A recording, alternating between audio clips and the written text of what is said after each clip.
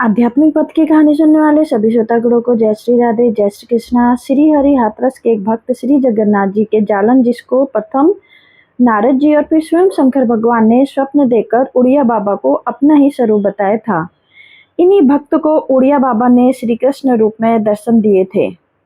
पूज्य पंडित श्री गया प्रसाद जी महाराज जी भी इसके प्रसंग सुनाते हुए भाव विभोर हो जाते हैं। ये एक अद्भुत कृपा थी परम पूज्य उड़िया बाबा जी की इन पर। श्री जगन्नाथ जी जालन बहुत प्रेमी भक्त थे उड़िया बाबा के। ये बताते हैं कि सन 1933 की बात है। मैंने एक दिन रात्रि में स्वप्न देखा कि हाथ में वीणा लिए श्री नारद जी आए हैं और कह रहे हैं कि आज तुम्हारे यहाँ भगवान शंकर भिक्षुक के रूप में आएंगे। तुम किसी अभ्यागत का अनादर मत करना। स्वप्न में ही मैंने उनके पूजन की तैयारी की और उनके शुभागमन की प्रतीक्षा करने लगे। मेरे मन में बड़ा उल्लास और प्रसन्नता कि आज भगवान शंकर के दर्शन होंगे। पहले एक बुढ़िया आई, तुरंत उसकी इच्छा अनुसार सब सामान लिया। इसके बाद भिक्षुक के रूप में स्वयं भगवान पधारे। मैं उनके चरणों में गिर गया कि भीतर पधारिए। भगवान ने कहा कि मैं भिक्षुक हूँ, भीतर नहीं आ सकता, किंतु प्रेमाग्रह देख अंदर बनाए सिंहासन पर विराजमान हुए। पूजा के पश्चात जब चरणों में प्रणाम किया तो उनका स्वरूप दिव्य हो गया। सिर के चारों ओर प्रकाश पुंज दिखलाई पड़ा, मस्तक, कंठ और भुजाओं में सर्प, हाथ में एक विशाल त्रिशूल। उस रूप को देखकर मैं डर गया, मेरे नेत्र बंद हो गए और मैंने प्रार्थना की कि आपके इस स्वरूप को देखकर मैं भयभीत हो रहा हूँ, सर्पों से मुझे डर लग रहा है। शंकर भगवान मुस्कुराए और बोले, अच्छा ले, अब देख। सर्प तत्काल अदृश्य हो गए और सिर पर हाथ रखकर भगवान ने पूछा, तू क्या चाहता है? मैंने कहा कि आपके चरणों में प्रेम हो मेरा। शंकर भगवान बोले, आज से तीसरे दिन तुम्हें एक ऐसे महात्मा मिलेंगे जो मेरे ही स्वरूप हैं। उनकी सेवा करने से तुम्हारा कल्याण हो जाएगा। शंकर भगवान इतना कहकर अंतर ध्यान हो गए और स्वप्न भंग हो गया। मैं तीसरे दिन की प्रतीक्षा करने लगा। मैंने किसी को कोई बात नहीं बताई। तीसरे दिन मेरे पिताजी आए और बोले, आज एक महात्मा आए हैं, चल तुझे दर्शन कराऊंगा। हाथरस के विष्णु दयाल जी के बगीचे में जाकर उड़िया बाबा जी के दर्शन किए और शिव बुद्धि से चरणों में प्रणाम किया। उड़िया बाबा ने कहा, कोई प्रार्थना सुनाओ।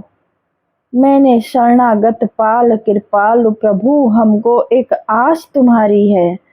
बाबा सुनकर बहुत प्रसन्न हुए और 2 पेड़ प्रसाद में दिए। पेड़े धीरे धीरे बाबा के चरणों में श्रद्धा भक्ति बढ़ती गई। ऐसी व्याकुलता रहने लगी कि बाबा के दर्शनों के बिना कष्टकारी लगने लगा। जो पिताजी दर्शन कराने ले गए थे वह अभी डरने लगे कि ये तो इतना भक्त हो गया है, कहीं घर से ना चला जाए।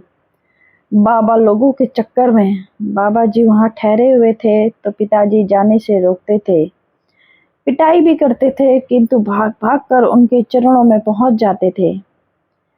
गुरु पूर्णिमा पर एक और प्रेमी भक्त गणेशी लाल जी, जो पंडित गया प्रसाद जी महाराज जी से परिचित थे, वे रामगढ़ जा रहे थे।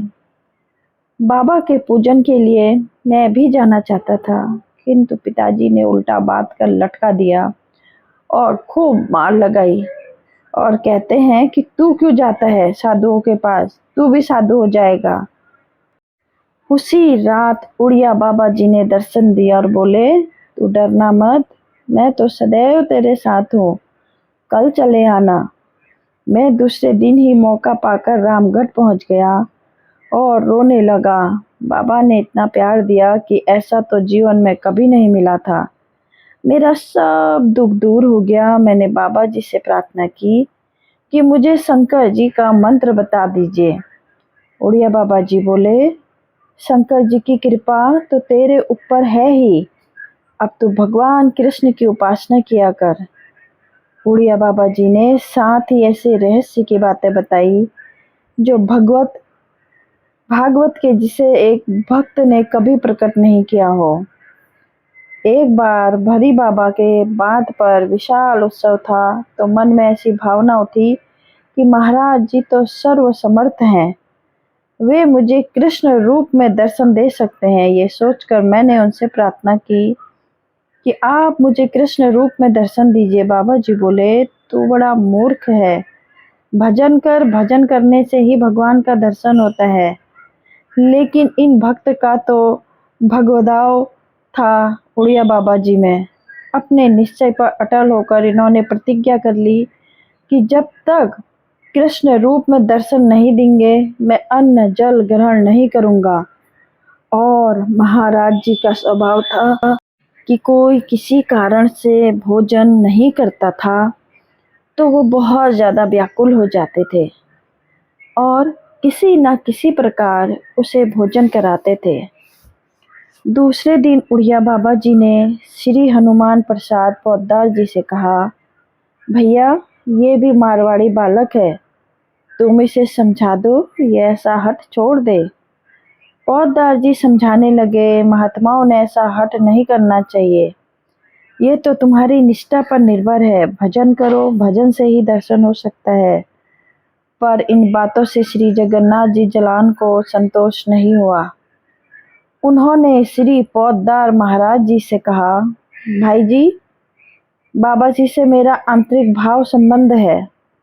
वे निश्चय ही मेरी अभिलाषा पूर्ण कर सकते हैं। भाई जी ने हंसते हुए उड़िया बाबा जी से कहा, ये तो बड़ा हठी है, समझता नहीं है। इसे तो आप ही समझा सकते हैं। तीसरे दिन की बात है, रात्रि में 2 बजे का समय था। ये भक्त जी कहते हैं कि मैं सदा ही भांति महाराज जी के तख्त के पास चरणों की ओर बैठा था। उड़िया बाबा जी एकाएक उठ बैठे और बोले, तू हट क्यों नहीं छोड़ता? अच्छा, अब नेत्र बंद कर ले। उसी क्षण मेरे नेत्र बंद हो गए और मैंने मुरली बजाते हुए श्री कृष्ण का दर्शन प्राप्त कर लिया। और उसके पश्चात श्री कृष्ण रूप में उड़िया बाबा का दर्शन मिला। मेरी भावना पूर्ण हो गई और मैं चरण पकड़कर बहुत देर तक रोता रहा। शरीर का अनुसंधान चला गया।